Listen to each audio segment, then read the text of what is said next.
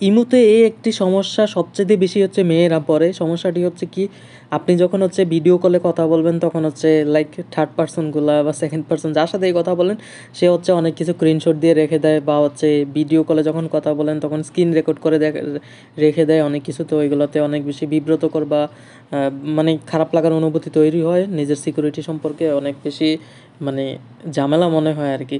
তো সেটা হচ্ছে সেটিংটা কিভাবে বন্ধ করবেন, তারপর হচ্ছে আর স্ক্রিনশটে নিতে পারবে না, মানে ইমোতে চ্যাট করতেছেন বা ভিডিও কলে কথা বলতেছেন, অডিও কলে বলতেছেন, কোনো কিছুই স্ক্রিন রেকর্ড আর স্ক্রিনশট দেওয়া যাবে না। তো সেই সেটিংটা কীভাবে অন করবেন আমি এখন দেখাচ্ছি।